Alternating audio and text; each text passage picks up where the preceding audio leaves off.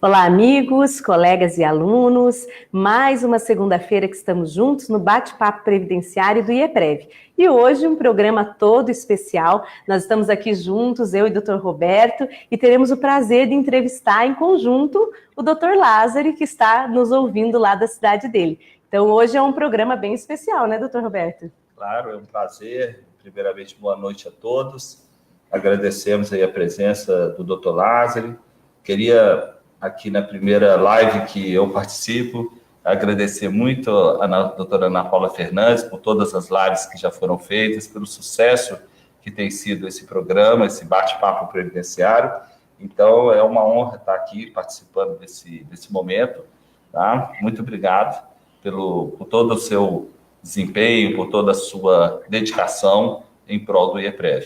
Obrigada. Aliás, a nossa querida vice-presidente. É verdade, obrigada. Eu agradeço muito e aproveito para dizer que tudo que a gente faz aqui é sempre com muito carinho para atender principalmente os nossos alunos, né, os nossos assinantes e todo o pessoal que acompanha o trabalho que o IEPREV desenvolve. Mas eu quero aproveitar e dizer boa noite para o nosso convidado especial, que ele já está aqui conosco. Boa noite, doutor Lázari. Boa noite, doutora Ana Paula. Boa noite, doutor Roberto. E boa noite a todos que nos acompanham nesse bate-papo previdenciário. Também meus cumprimentos por esse programa, que tem sido um sucesso. Toda segunda-feira tem sido um ponto de encontro para debater temas polêmicos e com grandes convidados. É uma maneira de o IEPREV se aproximar de quem está estudando direito previdenciário e de quem quer adquirir conhecimento. Então, meus parabéns pelo programa. Obrigada. Bem, e o tema de hoje, ele é um tema palpitante. A gente já vem aí no ano de 2019 discutindo as questões da reforma da Previdência, nós já falamos um pouco de medida provisória, mas hoje a gente gostaria de dar um enfoque um pouco diferente. A gente gostaria de falar também da questão do combate à fraude e também tratar, claro, não tem como não falar disso, né, doutor Lázari, essas questões da reforma que estão já acenando para nós em razão dessa medida provisória. Ou seja, essa medida provisória, ela vem falando de combate à fraude, mas ela trouxe no bojo dela uma mini reforma da Previdência.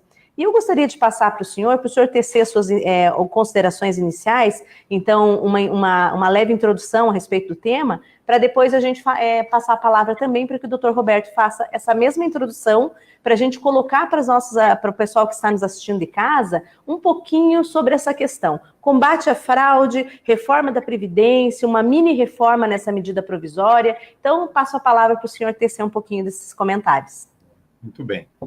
A medida provisória 871 de 2019, a gente pode classificar ela como a nossa mini-reforma previdenciária de 2019, porque, lógico, foi feita por medida provisória. Nós teremos certamente, neste ano, também uma reforma por emenda constitucional, que deve ser encaminhada nos próximos dias ao Congresso Nacional. Essa MP, ela veio partindo do pressuposto de que nós temos muitos benefícios pagos pela Previdência que tem a possibilidade de ter havido fraude na concessão.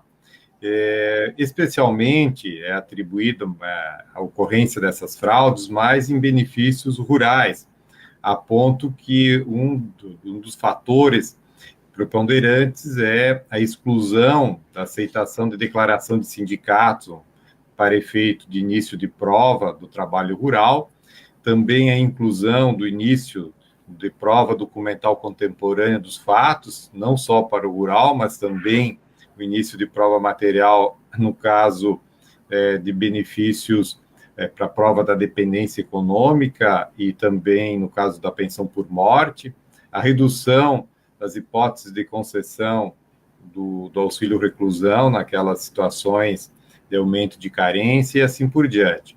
Então, ela vem num contexto todo, com novos prazos ali de decadência, que me parece que um cunho de inconstitucionalidade, principalmente em relação ao salário maternidade, estabelecendo aquele prazo de 180 dias como prazo decadencial para a concessão do benefício, e especialmente também mudando a forma de cobrança de valores pagos indevidamente pela Previdência, também uma outra forma de acelerar com a execução da dívida ativa, com, inclusive, os bancos tendo que devolver valores que eventualmente tenham creditados indevidamente nas contas, e assim por diante. Então, a medida provisória, ela quer ter um cunho de reduzir despesas, tanto é que nós, quando formos ler as exposições de motivos, nós vamos encontrar claramente o objetivo que se quer alcançar com ela, e é justamente a redução de custos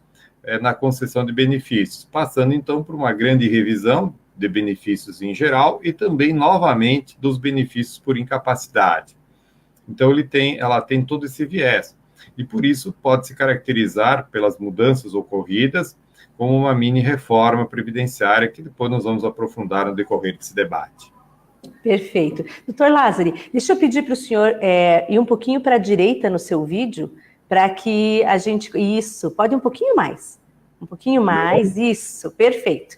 Que assim o quadrinho da nossa imagem não vai ficar tampando o seu rosto, e assim a gente consegue ver o senhor melhor. Roberto, então eu vou chamar de Roberto, vou abolir o doutor aqui para essa nossa conversa mais informal, para o Lázari também eu vou abolir, e eu vou pedir, Roberto, que o Lázari fez essas primeiras... Viu, doutor Lázari? Eu tento, mas quando eu vejo já chamei de doutor. Eu vou pedir, então, para você também tecer essas considerações iniciais e já se posicionar como é que o IEPREV vê essa questão da medida provisória e esse aceno dessa medida provisória, com quão severa pode vir a ser a reforma em si, né, o texto da reforma. Então, eu vou passar a palavra para você. Perfeito. Bem, não há dúvida que existe não só o dever, mas o direito da administração pública rever todos os seus atos que são viciados por qualquer irregularidade, que tem qualquer vício de ilegalidade.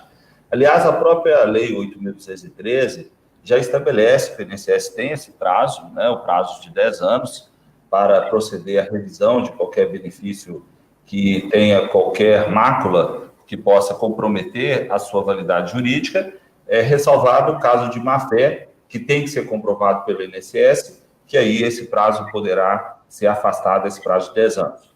Por outro lado, nós temos, desde a Lei 10.666, de 2003, uma previsão expressa de que o INSS deveria instituir um programa, né? Existe um programa especial de revisão, um programa permanente, desculpa, de revisão de benefício previdenciário, que é feito através de um órgão chamado MOB, que é o Monitoramento Operacional de Benefícios, e que já estabelece, inclusive, aquele prazo de 10 dias para que, se detectado qualquer indício de irregularidade, a obrigatoriedade do INSS comunicar ao segurado.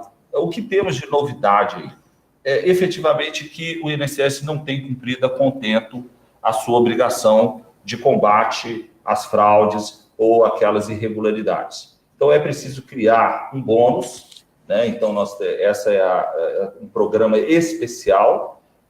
Nós já temos esse programa permanente, que é uma obrigação da Previdência Social, se criar um programa especial no objetivo de remunerar o servidor público com R$ 57,50, seja o analista ou o técnico do Seguro Social, não necessariamente para cancelar o benefício, mas para cada análise que for feita dentro desses benefícios que estão incluídos nesse programa especial, vai haver uma regulamentação por portarias, pelo presidente do INSS, mas, em princípio, R$ 57,50, e para o perito médico, R$ 61,72.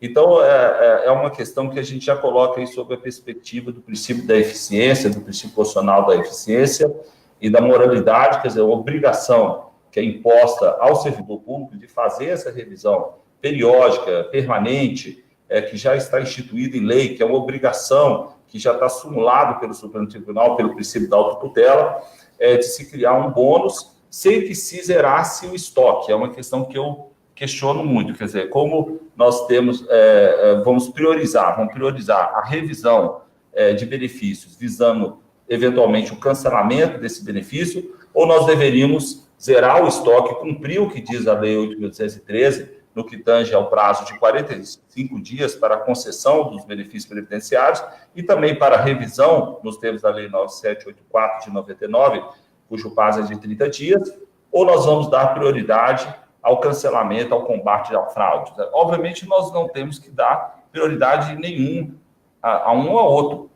Tanto a concessão, a revisão de benefícios é importante, como também o combate à fraude e irregularidades. Sim. Agora, o nosso receio é que se haja uma preponderância, uma importância maior que se poderá atribuir a esse programa especial, que eles estão chamando de programa especial para análise de benefícios com indício de irregularidade. Sim. Até por conta desse bônus que foi criado aí para o servidor público.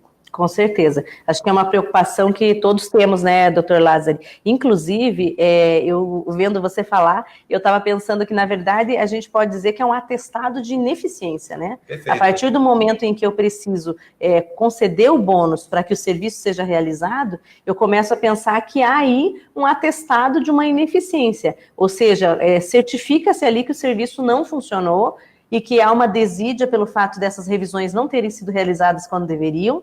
E a gente joga, doutor Lázaro, uma grande preocupação que eu acho que é do advogado previdenciário, e embora eu não advogue no momento, me faço aqui de porta-voz dos nossos do pessoal que nos assiste, que está aqui nos comentários, é colocar para essa pessoa que não foi chamada à revisão, que de certo modo ela se sentia licitamente afastada, já que não tinha sido chamada à revisão, esse ônus, ou seja, o ônus da ineficiência. O INSS não fez a revisão, vai fazer agora, você ficou fora do mercado e você vai pagar por esse preço alto de ter ficado tanto tempo fora e retornado para o mercado agora. O senhor fala um pouquinho sobre isso, doutor Lázaro? O que me preocupa muito nesse processo de revisão, no que tange primeiramente os benefícios, deixando de lado a incapacidade, é a mudança de critérios para análise do tempo trabalhado ou das condições de dependência econômica para a concessão dos benefícios. Por exemplo, muitos benefícios concedidos com base numa legislação que era mais branda na prova material a ser produzida, possa ser agora, com critérios mais rígidos que a medida provisória trouxe, serem revistos sobre esse outro critério de análise da prova, ou seja, aumentou o rigor na prova, se estabelece uma revisão de benefícios já concedidos com base nesses novos critérios. Então, isso tende a gerar um volume de ajuizamento bastante grande, porque a administração, com certeza, ela pode rever seus atos, ela deve procurar, inclusive, cancelar benefícios com fraude, com que houve má-fé ou qualquer irregularidade, mas ela não pode se utilizar disso para cancelamento de benefícios por mudanças de critérios de interpretação da prova. Então, isso é isso que nós temos que diferenciar. Isso me parece muito importante nesse contexto. Aí, como que tange a benefícios por incapacidade, nós temos um outro ponto também muito sério, que o programa anterior da medida provisória 739, depois a 767, que foi transformada em lei, ela estabelecia um prazo de 2 anos após a concessão dos benefícios para serem chamados os beneficiários por uma nova perícia de revisão.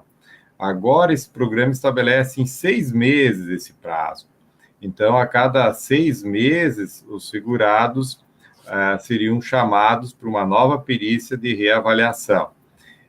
Isso, no programa, ele não deixa de fora sequer a aposentadoria por invalidez, porque fala em benefícios por incapacidade, salvo, então, na hipótese dos que têm um prazo certo de duração ou que está indicada a reabilitação que não tenha sido feita ainda. Mas isso quer dizer o quê? Que vai gerar um volume de perícias muito grande junto à Previdência nesse programa de revisão. Então, a tendência, nós já temos um grande problema hoje nas nossas perícias, já agora falando um pouquinho da incapacidade, que é o volume de perícias feitas diariamente, o pouco tempo que é destinado entre uma perícia e outra, gera superficialidade na questão da análise dos exames existentes ou da própria avaliação do próprio segurado pelo médico, e isso vai gerar certamente a qualidade ainda ela vai cair ainda mais do que já é existente hoje, que é uma das grandes reclamações, tanto na via administrativa quanto na via judicial, é a qualidade das perícias médicas. Então, na medida em que a gente coloca um programa desses, de que a cada 6 meses deverá haver uma revisão dos benefícios por incapacidade, nós vamos gerar aqui, então, um volume, a roda vai girar mais rápido ainda. Então, quer dizer, o sujeito vai ficar praticamente, todo que está recebendo benefício por incapacidade, 6 em 6 meses batendo no INSS. Então, a fila vai aumentar. E como isso vai gerar, como o doutor Roberto comentou, um bônus para o perito que vai examinar este segurado, ele vai se empenhar para fazer essas perícias. Só que fazendo um número cada vez maior e aí com a qualidade também menor de resultado de análise. Isso também, provavelmente, vai acabar gerando o ajuizamento muito frequente, como nós já estamos vendo, no sentido de que se alguém pede a concessão de um benefício, administrativamente, o judicial tem ele concedido, passa o prazo, cancela, aí ou pede o pedido de prorrogação que não é concedida, aí a ação para restabelecimento. Então, uma mesma situação do mesmo segurado com incapacidade, ele começa a gerar vários pedidos na via administrativa, várias ações judiciais, e isso está gerando um congestionamento muito grande no INSS e também na Justiça. Então, esse prazo me parece extremamente curto desse programa de benefícios por incapacidade. E, no outro ponto de revisão dos benefícios desse programa especial, o que me preocupa, nesse primeiro momento, é a mudança dos critérios de análise de prova. Perfeito. Na verdade, doutor Lázaro, essa preocupação, a gente observa que ela é bem frequente. A gente tem os limites da autotutela e, como o senhor falou, além da valoração da prova, a gente tem os limites dos poderes e deveres, né? E aí nós teríamos duas situações, que seria a primeira, que seriam os prazos e a garantia do contraditório. Então, a gente teria que ter a certeza de que esses prazos e as garantias do contraditório, eles seriam dados na via administrativa. E, em segundo, como o senhor falou, seria a nova interpretação legal, né? Ou seja, a aplicação de uma nova interpretação a uma legislação já existente, ou até mesmo a nova interpretação do fato. E aí, doutor Roberto, aqui a gente vai bater aquilo que você começou falando, o doutor Lázaro deu a sequência, que seria, então, a preocupação desse assodamento. Como se daria, então, esse combate à fraude no plano real? Porque no plano escrito ele é sempre muito bonito, né? Todos aqui concordamos, ninguém quer que um benefício que não seja devido seja concedido. E eu acredito que eu sempre falo isso com os alunos, a gente sempre conversa em sala de aula, ninguém quer um benefício, né? Claro, com raras exceções, mas ninguém quer um benefício irregular concedido. Mas a gente tem, além desse problema da irregularidade, ainda o problema daquela pessoa que no pacto de confiança com o Estado, ela acreditou que ela tinha um benefício que lhe era devido, por longa data. E, de repente, numa altura já de alta questão de idade, baixa questão também de instrução, essa pessoa se vê com o benefício dela cancelado, sem nenhum tipo de reinserção no mercado de trabalho. A gente vai ter que lidar com essa dificuldade também, é uma questão muito mais social do que jurídica, porque nós teremos pessoas que não têm direito ao benefício, mas que são pessoas que serão reinseridas no mercado de trabalho, e que, pelo que tudo indica, doutor Lázaro, com regras muito mais gravosas de aposentadoria. Então, a gente vai ficar com essas pessoas num novo limbo. Não é mais aquele limbo que a gente costuma falar, mas vai ser um grande limbo, que é o limbo do combate à fraude com as novas medidas de reforma. Então, a gente vai ficar com as pessoas nesse meio, né, Roberto? Exatamente. Sobre o que o doutor Lázaro muito bem ponderou, eu queria acrescentar aqui alguns dispositivos de lei, né? Já que nosso grande público aí consiste em advogados, tem a Lei 9784, que é a Lei do Processo Administrativo Federal, que expressamente lá no seu artigo 2º, parágrafo único, inciso 8º, estabelece a vedação de retroação de uma nova interpretação. Então, a Lei do Processo Administrativo Federal, aliás, isso também está positivado na IN 77, então o INSS não pode adotar uma nova interpretação e essa nova interpretação retroagir para os benefícios já concedidos. Eu faço menção também à Lei de Introdução às Normas do Direito Brasileiro, especialmente o artigo 24 dessa lei, que estabelece que também não pode haver qualquer retroação, qualquer retroatividade de uma nova orientação geral que eventualmente venha a ser estabelecida ou por lei ou até mesmo por ato administrativo. Vamos dar um exemplo aqui da exigência de prova documental ou início de prova material para a comprovação de união estável por força da previsão dessa medida provisória 8871. Nós temos aqui a dimensão dessa segunda fase, Ana e doutor Lázaro, dessa MP 871, porque, veja, na primeira medida provisória, o governo revisou cerca de 1.200.000 benefícios. Desse 1 milhão, foram cessados mais de 700.000 benefícios, com uma economia, que isso está sendo, muitas dessas ações, desses benefícios estão sendo judicializados, de 14 bilhões de reais.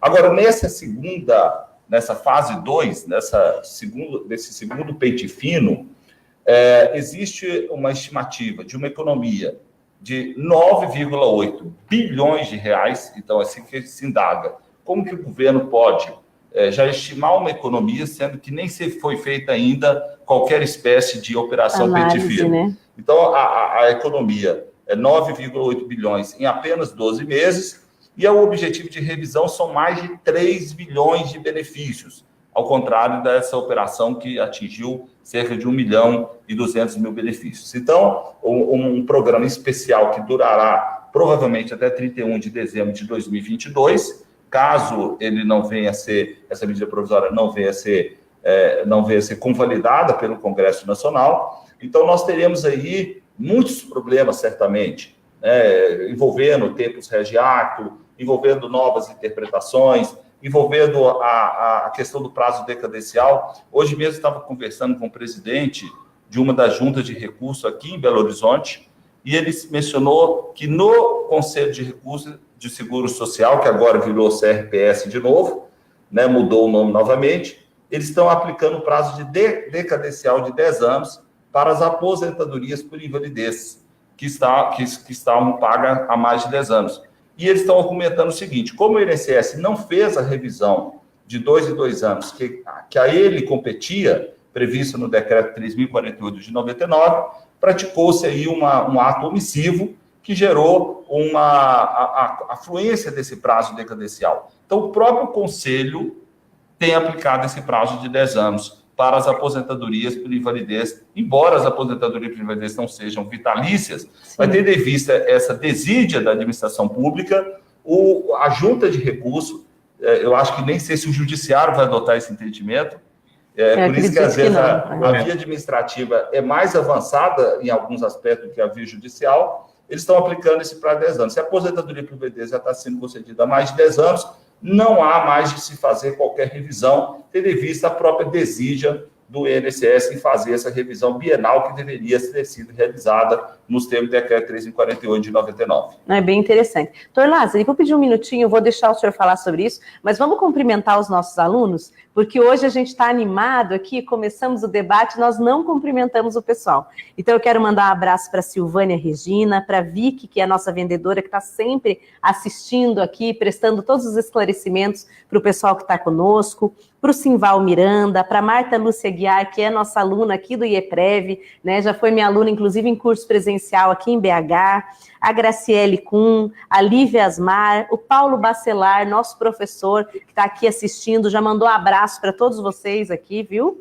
E ele já está falando o seguinte, que no administrativo já está havendo indeferimento indevido sem a menor fundamentação. Então, veja só, o professor Paulo Bacelar já está apontando aqui um problema, né? Um problema que nós vamos enfrentar e que com certeza vai chegar para o doutor Lázaro lá no judiciário depois. Então, nós já vemos aqui alguns indícios de uma problemática. A professora Elisa, parabéns, excelente qualidade. A professora Elisa, professora querida também, do regime próprio. Lúcia Catarina, boa noite, professores. O Fabrício Salfer. Doutor Lázaro, e esse prazo constitui alta pré-programada? Nós já vamos passar essa pergunta para o doutor Lázaro. O Tiago já escreveu aqui também que todos os segurados sempre falam as mesmas coisas da perícia do INSS. O perito não olhou, o perito não quis ver meus laudos. É verdade, Tiago, esse é um problema recorrente. O Tiago, que também é diretor aqui do IEPREV, esse é um problema recorrente. Também vou passar essa pergunta para vocês, então a gente já tem 2 perguntas para responder. Mandar um abraço para o Valdinei Fonseca, para a Valéria Santos, para o Marlon Leite. Boa noite, Marlon, grande abraço. Para a Chiquinha Nascimento, para a Carla Bavoso, a Lúnia Córdova, a Maria Aparecida Naime, o Leandro Marota, a Maria do Socorro Pinheiro, minha querida aluna lá de Marabá, no Pará, um grande abraço para ela também. A Lê Oliveira, nossa professora de Direito Militar, que teve uma excelente live conosco também. O João Cláudio Guimarães. Pessoal, mais um pouquinho que eu tenho que chegar para todo mundo, porque todo mundo merece um abraço. A Maiara Mendes, Marli Santana, Marisa Lima, Thaís Salzon, professora em Curitiba, Marli Santana, Fernanda Campos. Fernanda, um grande abraço, também nossa coordenadora aí muito tempo pelo IEPREV, excelente live, parabéns a todos os envolvidos. A Rosane Augusto, mande um beijo para mim. Então, um beijo para a Rosane, de nós 3 aqui, né? Um grande beijo. Pablo Santos, e aí vai. Pessoal, então a gente quer agradecer muito e dizer para vocês que todos esses temas, nós estamos aqui abordamos na semana passada, abordamos na semana retrasada, mas todos esses temas, eles serão abordados no Congresso do IEPREV também. Então fica aqui um excelente momento para a gente fazer esse convite para vocês, aproveitar aí, nós estamos com 115 pessoas ao vivo online, que é um número bem alto quando a gente fala de assistindo ininterruptamente a live, é um número excelente dentro do Face. Então, para mostrar o quanto o doutor Lázaro e o doutor Roberto são pessoas que chamam aqui a atenção do nosso público. Não, eu já sou figurinha carimbada, toda semana eu estou aqui. Mas para dizer para vocês que nosso congresso ele está recheado aí de conteúdo para trazer esse debate, levar esse debate a sério. Eu vou pedir para os meninos passarem o vídeo do congresso aqui atrás. Então, enquanto eu quero falar para vocês que nós estamos com o congresso com as inscrições abertas, nós teremos 46 palestrantes, então um número altíssimo de oficinas também, são mais de 30 oficinas, né, doutor Roberto? Vão fechar 36 oficinas, se eu não me engano. 6 simultaneamente, 6 oficinas que vão ocorrer de forma simultânea. Então, cada um tem que ter um critério muito grande em escolher cada uma dessas oficinas. E tem todos os temas, né, doutor Roberto? Muitos temas. Outros temas, não somente do ponto de vista das mutações legislativas, mas também essa força que foi atribuída com o Código de Processo Civil de 2015, que é o sistema de precedentes judiciais. Então, vamos ter que analisar os principais IRDRs, os principais temas repetitivos que estão sendo julgados ou já foram julgados pelo STJ, pelo Supremo, repercussões gerais, TNU também, temas que estão representativos de controvérsia. Então, toda essa atualização ela é fundamental para o advogado previdenciário. E também um foco na questão de gestão, de contrato de honorário. Aliás, uma das oficinas que eu vou ministrar é sobre como se precificar honorários, quais são as cláusulas que devem constar no contrato de honorários. Então, são muitos temas que serão abordados. E a gente vai ter um convidado mais que especial, homenageado, né? Que, por acaso, é o nosso convidado da live de hoje, que tem um histórico muito longo aí no direito previdenciário, é um dos maiores autores de obras previdenciárias, então é o nosso convidado mais que especial. Eu até cortei a palavra, porque senão ele vai dizer que não, que a gente está exagerando, né? Mas a gente não vai deixar ele dizer isso, porque, sem dúvida alguma, é uma grande personalidade do direito previdenciário. Então, o doutor Lázaro é o homenageado desse ano. Vai ter uma homenagem bem especial também. Então, quem aí é seguidor do doutor Lázaro e compra os seus livros, é um excelente momento para estar conosco. Mas, além disso, nós teremos também ministro do STJ, ministro do TST. Eu vou deixar o doutor Lázaro falar dos ministros, porque eu acho que seria bem bacana. É muito importante que esse evento ele está sob a coordenação científica do doutor João Batista Lázaro, que além de ser nosso homenageado, o doutor José Antônio Savares, que é um grande orgulho de ter um grande previdenciarista, processualista, como nosso coordenador científico, a sua coordenação também científica, e a minha ali, que é uma contribuição modesta que eu tenho dado para esse evento. Tá? Então, eu queria agradecer... Modestos somos nós dois, né? Queria agradecer, porque os outros dois são muito chiques. Eu queria agradecer ao doutor Savares, que não está aqui nessa live, nesse momento, mas que também tem contribuído determinantemente para o sucesso. Eu acho que vai contribuir, tem contribuído para o sucesso do evento. Perfeito. Doutor Lázaro, vou passar para o senhor falar um pouquinho do evento também para o nosso público. Tá bem, obrigado. Sem dúvida, esse será o maior congresso já realizado pela EPREV e também um dos maiores congressos a nível nacional, né? Só comparado assim com o congresso do IBDP, que tem um quantitativo de participantes, mas com um diferencial que nós temos para esse congresso, que é a quantidade de oficinas, a quantidade de palestrantes que nenhum outro congresso até hoje realizado no Brasil em direito previdenciário reúne tantos palestrantes, tantas oficinas, tantos temas importantes. Então, ele será único nesse contexto. Ele será um congresso que vai reunir os maiores estudiosos da área previdenciária, de todas as regiões do país, não será, tendo Sul, tendo Sudeste, tendo Norte, tendo Nordeste, Centro-Oeste, todas as regiões estarão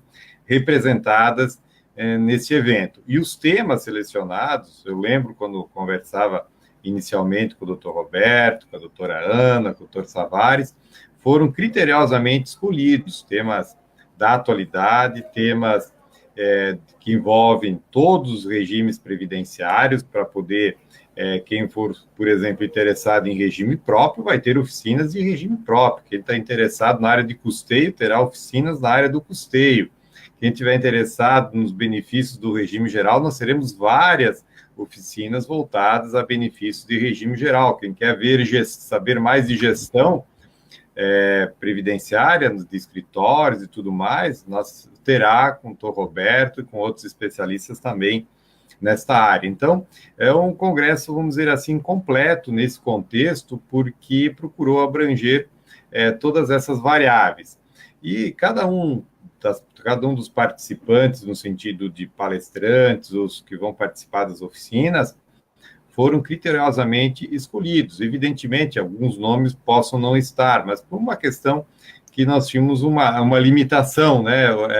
Quantitativa, né? Quantitativa, até porque nós expandimos o máximo número de oficinas e aí chegou num limite de espaço físico possível de realizar.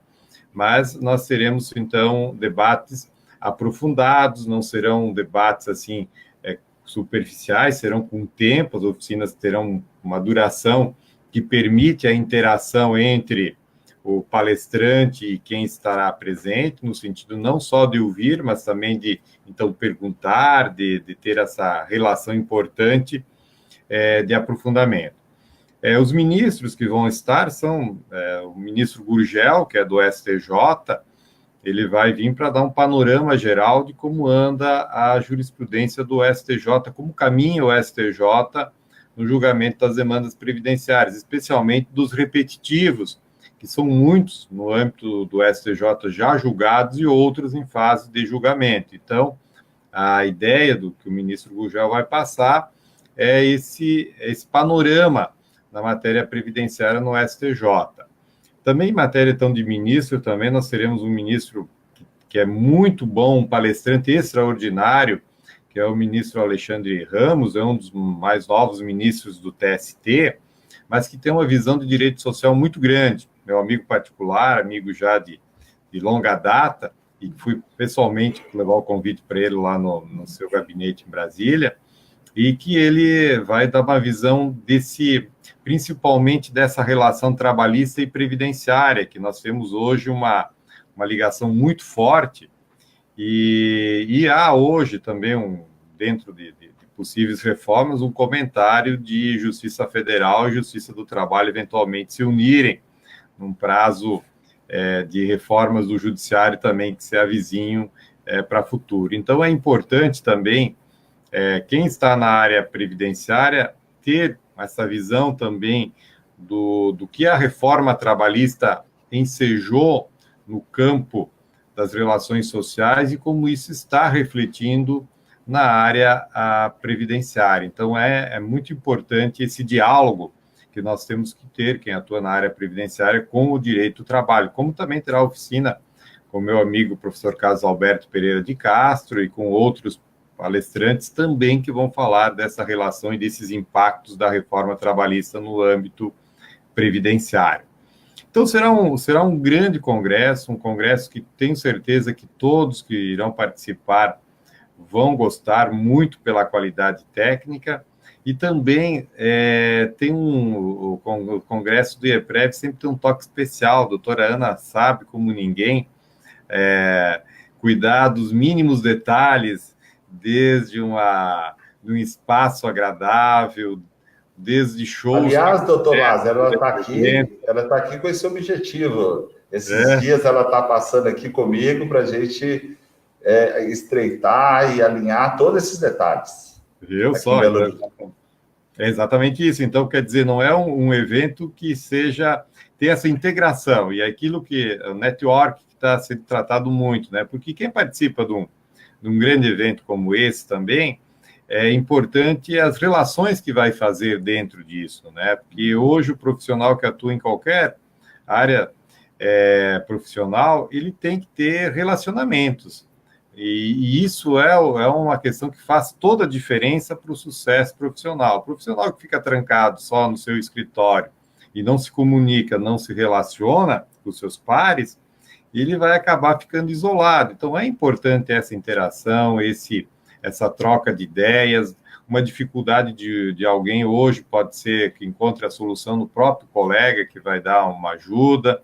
Então, isso tudo, esse relacionamento também é algo que se constrói dentro desses congressos. Então, terá uma parte também, além da parte científica, terá a parte também de relacionamentos sociais que vai ser proporcionada durante esse evento. Então, é um grande congresso, como não foi realizado outro até agora no nosso país em matéria previdenciária.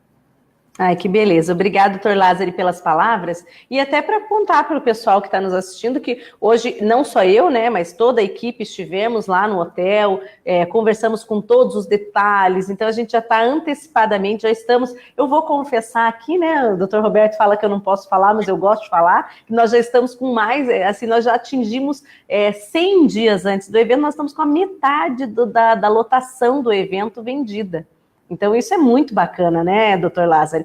Assim, a gente sempre trabalha com uma venda muito antecipada, mas esse ano nós estamos surpresos, porque nós estamos aí há 100 dias do evento e com metade da capacidade do local já esgotada, então nós temos aí só a outra metade para vender. É um resultado inesperado, né, Roberto? Eu queria ressaltar também a presença de um grande amigo e foi meu professor na Universidade Federal de Minas Gerais, que é o professor Humberto Teodoro Júnior, que é um grande processualista, que vai tratar sobre questões relacionadas à uniformização de jurisprudência, o sistema de precedentes judiciais, de acordo com o novo Código de Processo Civil. Óbvio, temos diversas autoridades, mas nós eu tive essa grata surpresa do doutor Humberto aceitar o meu convite. Excelente. Foi meu professor, uma pessoa que eu admiro muito, e acho que todos nós conhecemos as obras do professor Humberto Teodoro Júnior.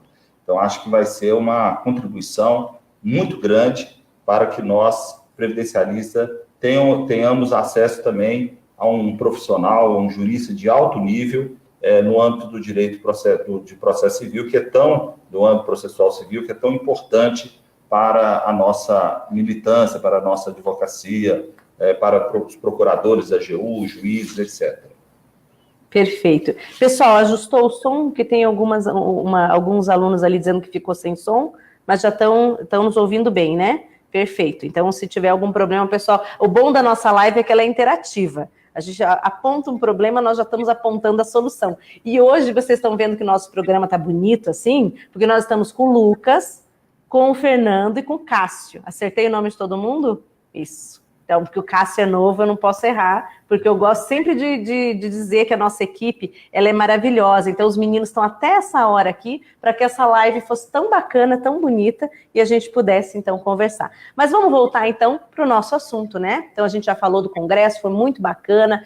Eu acho que o pessoal tem que saber, porque a gente vai estar junto, e isso, acima de tudo, como disse o Dr. Lázaro, né? Estar junto nesse momento que a gente vive uma crise tão forte no direito social é tão bacana, porque juntos nós somos mais fortes e vamos continuar fazendo trabalho de formiguinha, que é todos os dias falar com as pessoas, explicar a necessidade da defesa do direito social. Mas onde eu quero chegar, então, é que nós paramos lá, quando estávamos falando dessa questão dos limites da autotutela, e quando falávamos dos limites da autotutela, Roberto trouxe algumas inflexões, e aí nós queremos, então, passar a palavra para o Dr. Lázaro, porque você fez alguns apontamentos, e aí eu não deixei o Dr. Lázaro responder. Você veio falando, então, das questões da LINDB, né? Essas questões do artigo 24 da LINDB, que seria, então, esse não ao retrocesso social, também nessa norma, que é uma norma de sobredireito. Então, você também trouxe questões da 9784/99, que são as regras do processo, do direito processual no âmbito federal. Então, eu queria rebater, então, para que o Dr. Lázaro pudesse falar um pouquinho disso. E, Dr. Lázaro, eu aproveito para fazer uma pergunta, que é importante que o nosso judiciário fale da 9784/99? É importante tratar dessa norma? Afinal de contas, ela rege o processo administrativo federal. Não é importante, então, que também o judiciário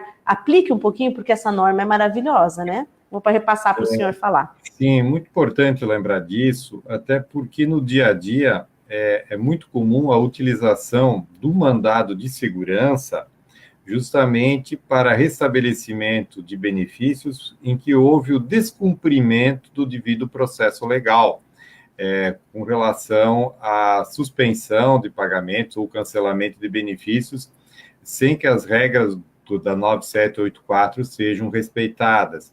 Então, por exemplo, não foi feita uma devida notificação que o INSS faz, às vezes, que não chega no segurado, e aí, de repente, o benefício é cancelado. Não há uma fundamentação adequada da decisão judicial, porque toda decisão, administrativa, a decisão do processo administrativo, ela deve ser devidamente fundamentada. E nós encontramos muitas falhas no processo administrativo, especialmente relacionado à falta de fundamentação das decisões no âmbito administrativo. E isso é um direito fundamental do segurado, até porque se ele tem o seu benefício, que ele é revisado, eventualmente cancelado e não tem a fundamentação apropriada, nós já temos aqui uma falha que pode ensejar o restabelecimento, então, via mandado de segurança. O que me preocupa muito, ainda tratando dessa medida provisória que trouxe, é a questão da notificação dos segurados para que eles apresentem defesa com documentos, inclusive, no prazo de apenas 10 dias, a partir de quando o INSS eventualmente tem algum indício de irregularidade, dando apenas 10 dias para apresentar essa defesa. E vejam bem, no caso da defesa ser considerada insuficiente, o benefício ele vai ser suspenso. É dado a partir daí o prazo recursal de 30 dias, mas o benefício ele fica suspenso até o julgamento do recurso na via administrativa. Então, parece que essa norma que mudou o artigo 69 da Lei 8.212, junto com a medida provisória, ela fere o direito ao contraditório. Então, ela fere o direito a uma norma constitucional, porque se alguém já vem recebendo um benefício regularmente, há um indício, uma suspeita de irregularidade num processo de revisão, o cancelamento ou a suspensão do pagamento, ele só deveria ocorrer após o julgamento, depois da defesa apresentada pelo segurado. Ele não pode, de imediato, após os 10 dias ali da apresentação do prazo, isso considerado insubsistente, ser cancelado antes do julgamento do recurso na via administrativa. Então, isso também é um ponto que fere uma norma, na minha visão, constitucional do devido processo legal, porque o devido processo legal deve garantir a continuidade do pagamento do benefício até uma nova decisão definitiva na instância administrativa.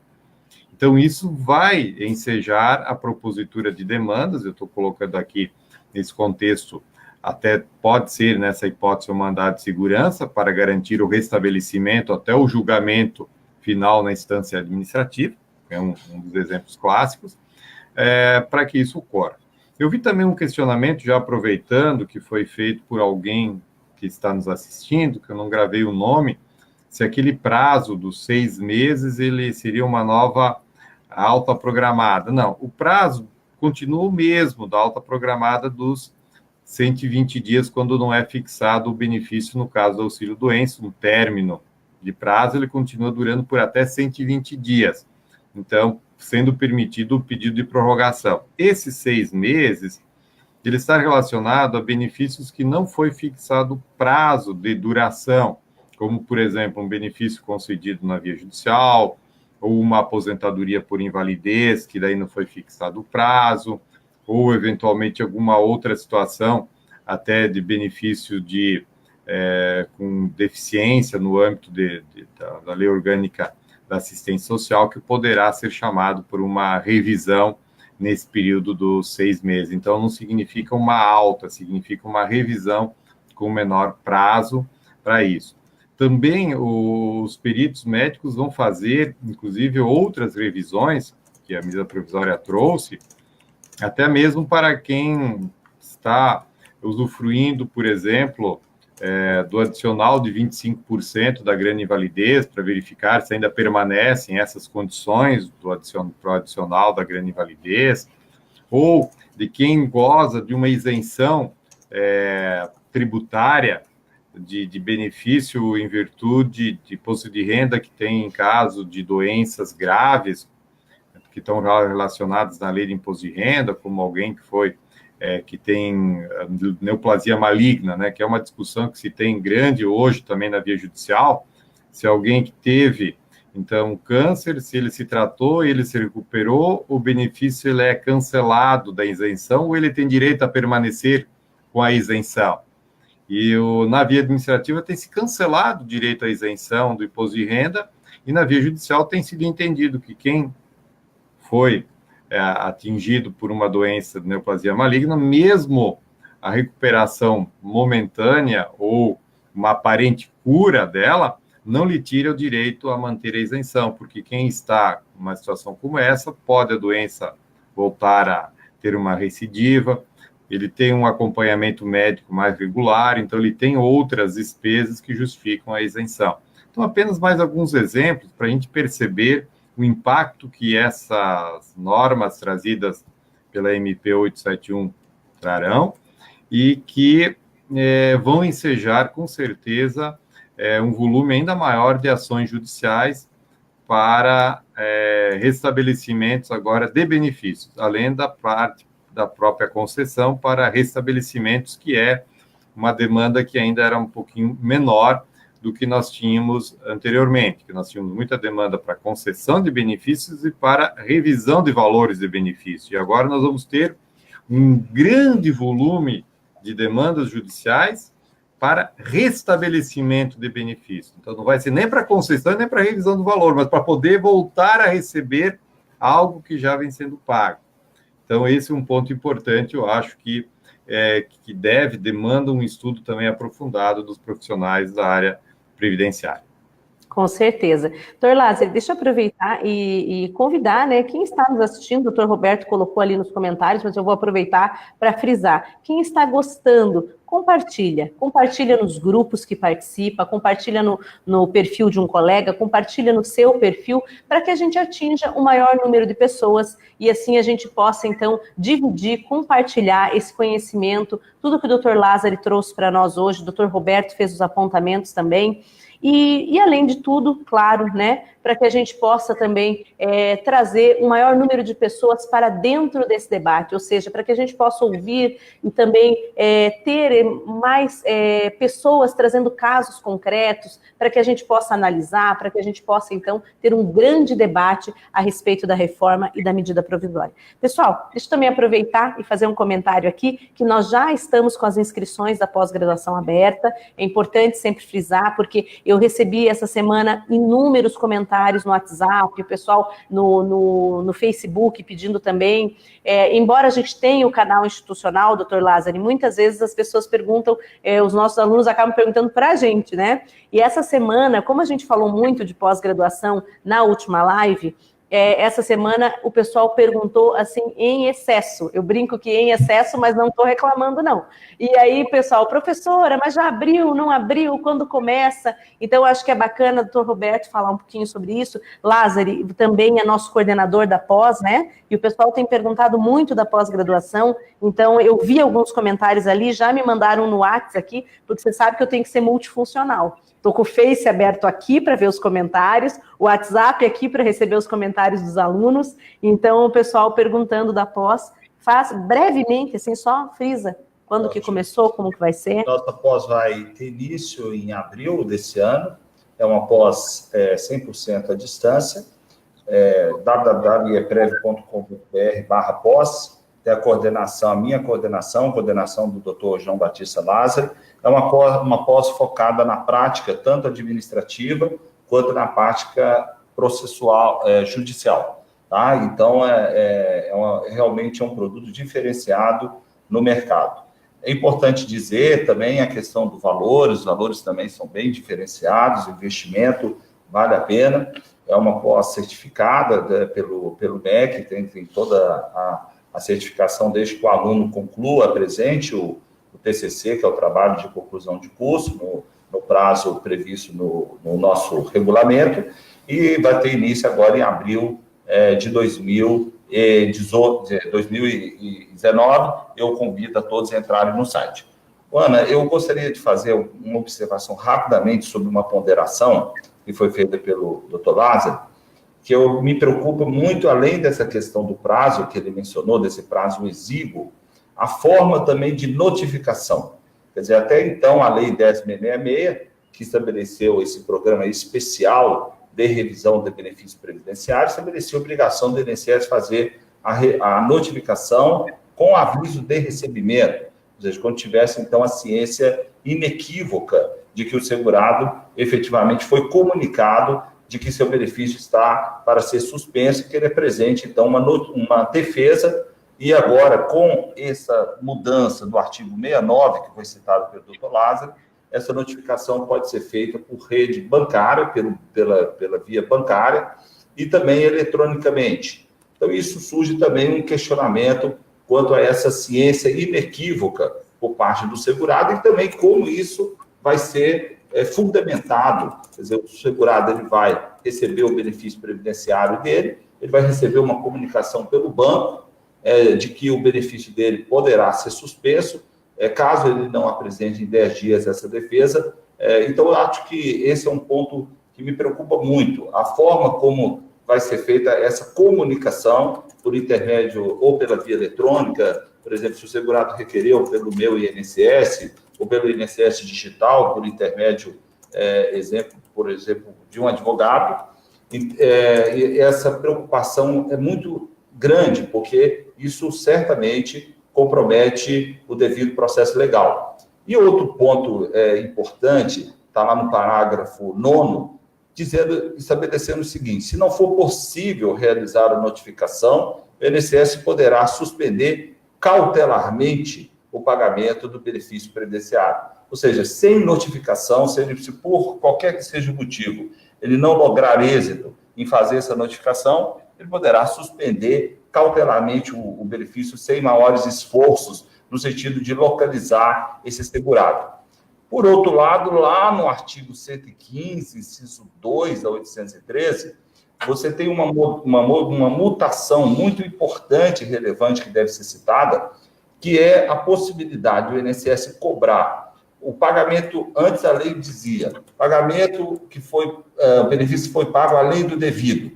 Isso está afetado no âmbito do STJ, aqueles benefícios que foram concedidos por erro do INSS, que o INSS não poderia cobrar esses valores, os que foram concedidos judicialmente, embora havia um repetitivo do STJ que permitia que o INSS poderia cobrar aquilo, mas o STJ, está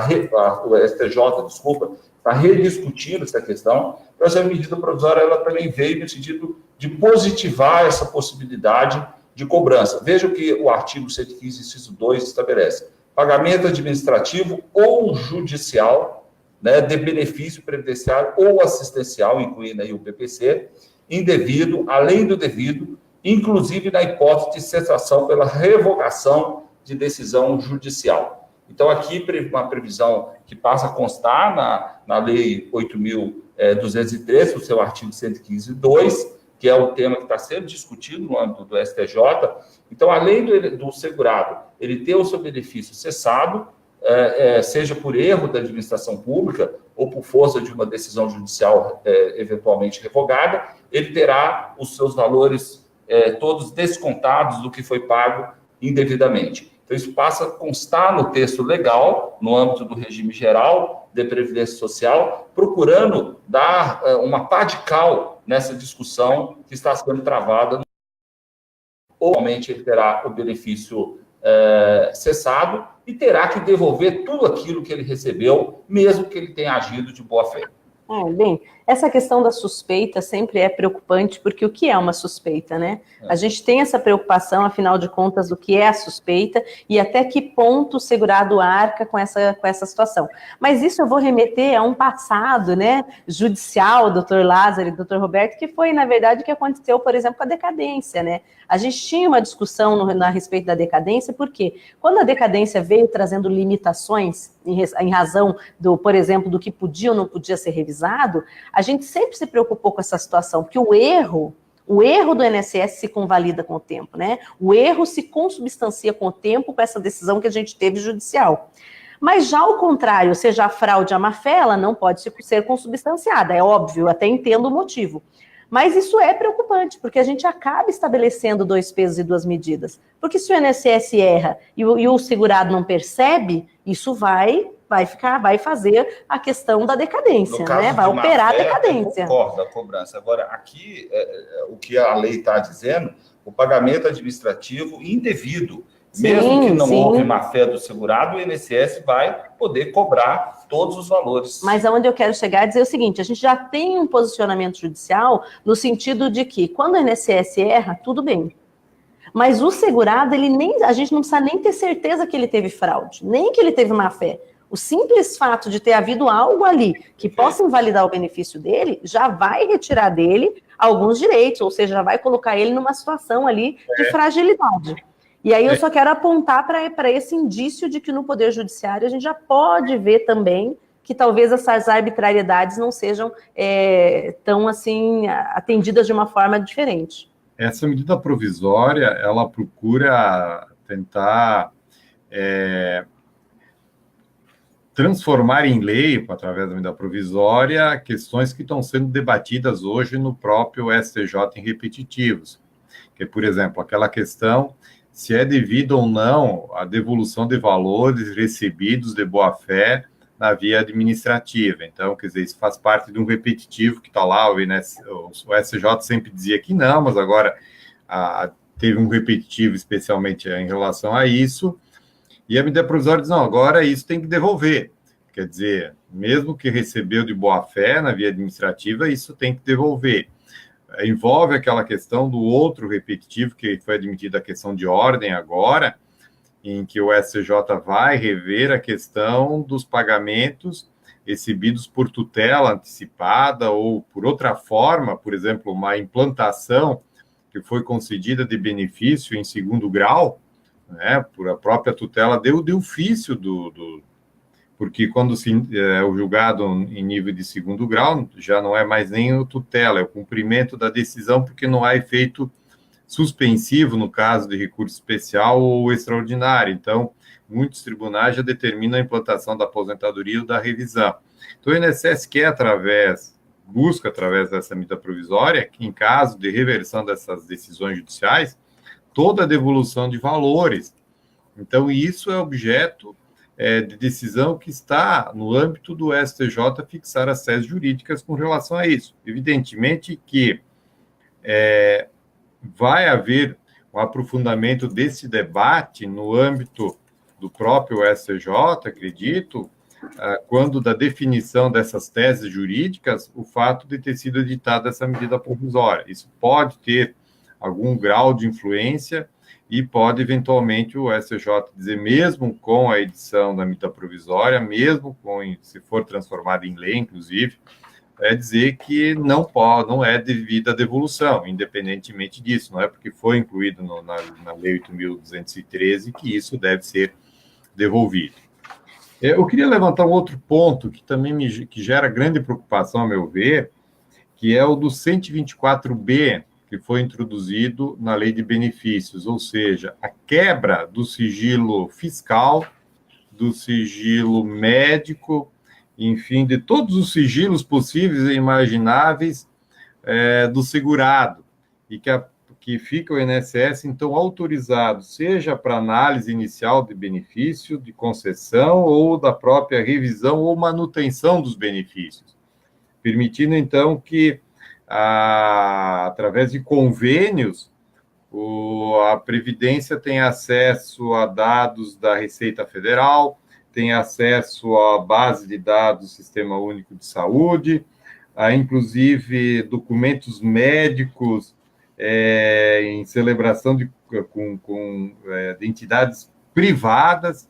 Então, isso me preocupa muito porque, em princípio, estou escrevendo, inclusive, nos livros, no manual e no prático, que estão sendo lançados agora, ainda nesse mês de fevereiro, as novas edições, que me parece que isso viola o dispositivo do artigo 5º da nossa Constituição, que é o respeito à intimidade, o respeito ao sigilo, e esse sigilo me parece que só poderia ser quebrado, o sigilo fiscal, o sigilo de dados, por determinação judicial. A questão dos próprios dados médicos, o sigilo médico, somente com autorização da própria pessoa interessada nisso, e não de uma forma ampla, em que isso me parece que é uma violação de norma constitucional muito grave dessa medida provisória, tudo como subterfúgio de dizer assim, olha, para efeito da revisão, tudo é possível, tá? Não tem limites, não tem Constituição, não tem preservação de intimidade, de sigilos algum. Então, isso me parece que deveria ser objeto, talvez, de um questionamento até de uma ação direta de inconstitucionalidade dessas normas, para evitar que isso seja aplicado de forma imediata. Como também nós temos agora na própria lei do LOAS, lá no BPC, que quando alguém vai postular um BPC, ou na revisão para que ele seja mantido, ele deve abrir mão do seu sigilo fiscal, bancário, né? Ali vai até no bancário, inclusive, para ver se ele eventualmente tenha algum valor lá, que de repente, sei lá, ele tem uma poupança lá, que ele guardou algumas economias para alguma questão excepcional, aí o benefício vai ser negado porque está pedindo um BPC e tem lá, de repente, 5 mil depositado numa poupança e aquilo, então demonstra que ele tem sinais exteriores de riqueza. Sabe-se lá também, né, como isso surgiu, a economia que foi feita ao longo da vida. Então, isso são questões, assim, que estão sendo introduzidas bastante graves para a análise da concessão e manutenção dos benefícios e que vai passar nesse processo de revisão. Não sei se o doutor Roberto também queira se posicionar quanto a isso, que me parece que é um dos pontos também de grande novidade nessa MP. A gente vê que realmente esse condicionamento, quer dizer, se o segurado ele não assinar essa declaração, abrindo mão do seu, no caso do LOAS, do BPC, ele não vai ter acesso ao benefício, ele tem que, é uma condição para que ele passe, criou-se um novo requisito para que ele passe a ter direito ao benefício de prestação continuada, ele abrir mão do seu sigilo bancário, do seu sigilo fiscal. Nós temos o caso exemplificativo do PPP, do perfil profissional previdenciário, onde tem aquele campo de monitoração biológica, onde já tem manifestação do Conselho Federal de Medicina, que isso viola o sigilo médico, qualquer informação. Então, você vê que no campo do PPP, que trata da questão da monitoração médica, biológica, não há qualquer informação por respeito ao sigilo médico, e pelo que o doutor Lázaro tratou do princípio da garantia constitucional da intimidade, da privacidade. Então, isso vai ser completamente, o segurado vai sofrer uma devassa, e me preocupa também, o que o doutor Lázaro muito bem ponderou, a motivação, né, para o indeferimento, para o cancelamento de benefícios previdenciários, com base nesse rastreamento de toda a vida do segurado, né, do requerente também, do benefício de prestação continuada da Lei Orgânica da Assistência Social. Então, o que isso... Porque são processos públicos, são processos que não vão estar submetidos a nenhum sigilo, e, com certeza, me preocupa muito como isso vai servir também de motivação para cancelamento ou indeferimento de benefícios previdenciários.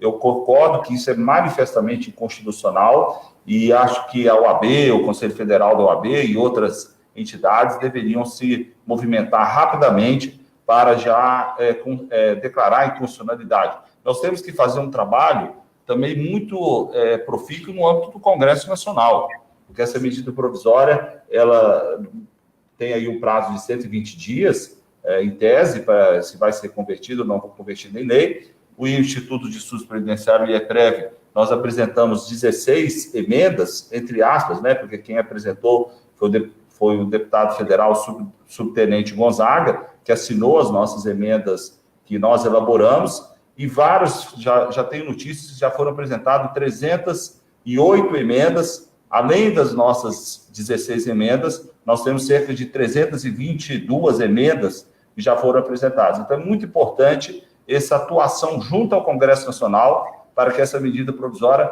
ela não seja convertida em lei, né? Porque é um trabalho que nós podemos fazer, os previdenciaristas têm que fazer, nós, advogados, os institutos que defendem os amicus curiae, todos aqueles que têm uma defesa social e coletiva dos direitos sociais, devem se unir para que essa medida provisória ela não seja convertida em lei. Ou, se for o caso, retirar todos esses vícios de inconstitucionalidade formal e material que maculam a sua existência. Perfeito. Vou aproveitar para fazer um comentário aqui, porque assim, a gente sempre fala do trabalho que a gente tem que realizar, e acho que é bacana para quem está nos assistindo, quem vai assistir depois, que a live não vai mais estar ao vivo, que esse trabalho ele precisa ser realizado em várias frentes diferentes. Então, a gente tem um trabalho que é realizado pelos institutos, que com certeza é um trabalho que atinge uma escala maior. Por quê? Porque o Instituto ele consegue, através da oficialidade dos seus atos, da formalização, chegar no secretário de Previdência, chegar no presidente do INSS, chegar até o Congresso Nacional, oferecer as emendas, como o IEPREV fez, né? E nós sabemos que tem aí outros institutos, sindicatos que também estão trabalhando nessa frente.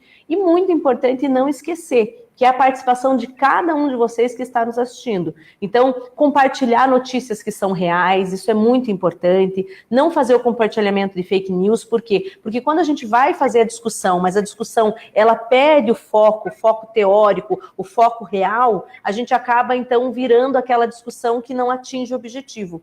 Então, a importância também de vocês participarem dessa luta. É importante lembrar, a luta que nós tivemos na PEC 287, ela foi muito grande, e eu sempre digo que ela foi vitoriosa. É claro que não foi só pelo trabalho dos previdenciaristas. A gente tinha também uma situação naquele momento econômica e política que não viabilizava a aprovação da reforma. Mas eu não tenho dúvida que o trabalho que foi realizado pelos institutos, pelos sindicatos, o trabalho de cada advogado previdenciarista que foi disseminando entre as pessoas que estão no senso comum, trazer para elas um pouco de debate no sentido técnico, também trouxe como é que eu posso dizer, uma importância para o debate, que a pessoa comum, eu sempre brinco, né? A pessoa da padaria, do supermercado, da sapataria, a pessoa que está no aeroporto, para que essas pessoas também levem esse debate mais a sério. Então, eu quero congregar, eu convoco todos vocês que estão nos assistindo para que não deixem esse debate só para o sindicato e para o Instituto. Esse é um debate sério a ser realizado por todos nós, por todos os cidadãos. E é a importância da gente trazer esse assunto que é chato, porque tem que ficar repetindo, tem que ficar falando de novo, tem que ficar postando no Face todo dia, mas esse trabalho ele é fundamental. Depois das redes sociais, a comunicação ela mudou no mundo. Ela mudou no mundo porque quem não tinha voz, não tinha acesso, passou a ter. E hoje esse debate que a gente consegue fazer, faço eu como advogada, como professora, faz a pessoa que é um funcionário mais simples, faz a pessoa que é um político, e a gente às vezes consegue chegar em todas essas pessoas. Então eu acho muito importante que a gente faça esse trabalho, né, Roberto? Porque não há dúvida que essa MP 871 é um balão de ensaio para a reforma que vai vir adiante. Então, é lógico que a presidência, o ministro da Economia, eles estão muito atentos como essa medida provisória vai ser encaminhada no Congresso Nacional, qual vai ser a resistência dela, porque dependendo se ela passar com muita facilidade, vai demonstrar toda uma força que o governo tem para, inclusive, aprovar uma proposta que aí sim será muito gravosa, inclusive com a possibilidade de criação de um regime de capitalização no Brasil.